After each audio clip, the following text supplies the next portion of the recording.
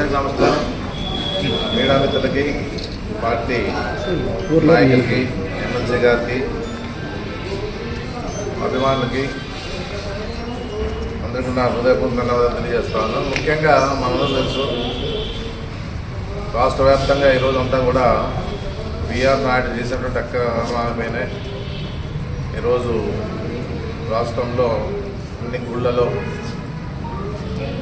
BR నాయుడిని తొలగించాలని చెప్పేసి ఉద్దేశంతో ఈ కార్యక్రమం చేపట్టడం జరిగింది. దానికి కూడా అందరూ కూడా హాజరు కావడం జరిగిందని చెప్పేసి కూడా నేను చెప్పడం జరుగుతూ ఉంది. ముఖ్యంగా ఆ నీర్చుని అక్కడ పెట్టరాదు బీఆర్ నాయుడు, ఎందుకంటే ఆయన తిరుమల పవిత్రతలో భంగం కల్పించే విధంగా పనిచేసేటువంటి పరిస్థితి కూడా మనం చూసాం. ఆయన ఆ ఛానల్ బాగా చంద్రబాబు నాయుడు పనిచేస్తున్న ఉద్దేశంతోనే ఆయన ఆ 10 విషయాలు, ఆ పవిత్రమైనటువంటి పదవిని ఆయన కట్టబెడితే ఆయన చేస్తుంటే ఘనకారం ఏమంటే అరాచకాలు. అక్కడ ఉన్నటువంటి మహిళల మీద, అంటే మహిళ ముందే రాసింది, ఎందుకంటే ఒక మహిళ ముందే చంద్రబాబు నాయుడు కూడా మీ ఇలాంటి దుర్మార్గులు, ఇలాంటి వారికి మీరు తిరుపతి దేవస్థానం చైర్మన్ ఇయ్యద్దని చెప్పేసి కూడా కోరుకునే పరిస్థితి ఉందని చెప్పేసి కూడా నేను చెప్పడం జరుగుతూ ఉంది. తిరుమల ప్రతిష్టనే మంట కలిపే విధంగా ఈరోజు ఆయన చేసినటువంటి కార్యక్రమాలు కనపడతాము మనకంతా కూడా అని చెప్పేసి కూడా నేను చెప్పడం జరుగుతూ ఉంది. తిరుమలలో దేవస్థానం లాంటి పవిత్రమైన క్షేత్రం పాలక మండలి చైర్మన్గా ఉంటూ మహిళతో అసభ్యకరంగా ప్రవర్తించిన పరిస్థితి మనం చూసాం. ఏదున్నా కూడా ఎన్ని విమర్శలు వచ్చినా కూడా ఆయనకేం పట్టింపు లేదు. ఏదున్నా ఆయన దూరంగా పోతానే ఉన్నాడు. చంద్రబాబు నాయుడికి విషయం తెలిసి కూడా ఏ రకంగా కూడా చర్యలు తీసుకునే పరిస్థితిలో లేడు. ఎందుకంటే ఆయన ఏదున్నా కూడా చూస్తూ ఉన్నా కూడా ఎంకరేజ్ చేసేట్లుగా ఉంటుంది. ఎందుకంటే ఇంకా చెయ్యండి, మేము ఉన్నాంలే అని చెప్పే పరిస్థితుల్లో ఉన్నట్లుగా కనపడతా ఉందని చెప్పేసి కూడా చెప్పడం జరుగుతూ ఉంది. అసలు సాక్షాధారంతో కనపడితే ప్రపంచమంతా కూడా ఆయన వీడియో చూసిన తర్వాత అందరూ కూడా ఆయన తొలగించాలని చెప్పేసి పెద్ద ఎత్తున మెసేజ్లు పెట్టినారు. మన పార్టీ తరఫున కూడా కార్యక్రమాలు చేస్తూ ఉన్నాం. ఆ చీ కొడతా ఉన్నా కూడా చంద్రబాబు నాయుడు ఆయన గురించి పట్టించుకునే పరిస్థితులు లేదు. ఎందుకున్నా మళ్ళీ ఆయన చంద్రబాబు నాయుడు తిరుమలకు పోయినప్పుడు కూడా ఆయన వెంటేసుకునే తిరిగినాడు. భువనేశ్వరమ్మ గారు కూడా అన్నదాన సత్రానికి పోయినప్పుడు కూడా ఈయన వెంటేసుకుని తిరిగింది.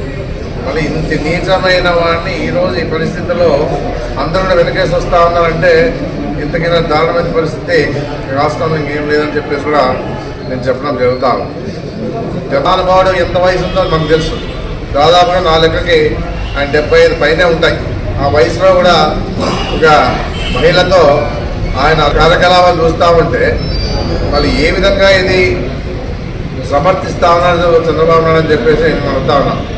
మేము వ్యతిరేకంగా ప్రజలంతా వ్యతిరేకిస్తామంటే చంద్రబాబు నాయుడు ఆయన వెనకేసి వస్తా ఉన్నా అంటే మళ్ళీ ఏ విధంగా ఆయన సమర్థిస్తున్నాడో అనేది కూడా ప్రజలు గమనిస్తా ఉన్నారని చెప్పేసి కూడా చెప్పడం జరుగుతూ ఉంది. ఇన్ని రకాలుగా దేవుని మీదే ఇన్ని ప్రచారాలు చేస్తూ ఇన్ని అరాచకాలు జరుగుతూ ఉన్నా కూడా ఏది కూడా పట్టించుకోకుండా చంద్రబాబు నాయుడు ముందుకు పోతా ఉన్నా అంటే ప్రజలంటే లెక్కల, అదే అధికారాన్ని ఇచ్చిన ప్రజలంటేనే లెక్కలేకపోతే ఎవరేం చేసి చెప్తే వింటాడు చంద్రబాబు నాయుడు అని చెప్పేసి కూడా నేను అడుగుతా ఉన్నాడు.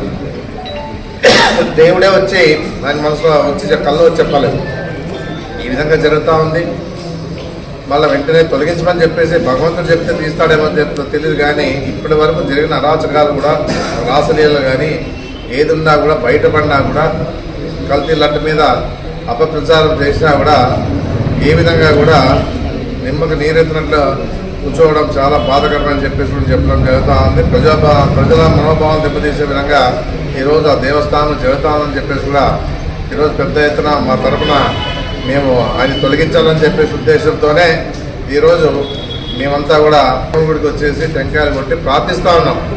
బీఆర్ నాయుడు వెంటనే తొలగించాలని చెప్పేసి కూడా ప్రార్థిస్తూ ఉన్నాం. ఇలాంటి వారిని చంద్రబాబు నాయుడు కూడా వెనకేసుకుని తిరుగుతూ ఉన్నారంటే ఇంతకిన్నా నీచమైన పరిస్థితి లేదని చెప్పేసి ఇలాంటి దుర్మార్గులంతా కూడా తగిన బుద్ధి భగవంతుడే చెప్పాలని చెప్పేసి, అమ్మవారు కూడా భగవంతుడు కూడా చెప్పాలని చెప్పేసి మా పార్టీ తరఫున మేము గట్టిగా వేడుకుంటా ఉన్నాం. ఏదో ఇలాంటి ఆ పవిత్రతతో తొలగించాలని చెప్పేసి మేము డిమాండ్ చేస్తా ఉన్నాం చంద్రబాబు నాయుడు గారిని.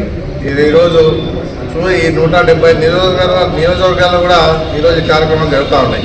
ఇప్పుడైనా కళ్ళు తెరుస్తాడని చంద్రబాబు నాయుడు అని చెప్పేసి ఆలోచిస్తూ ఉన్నాం.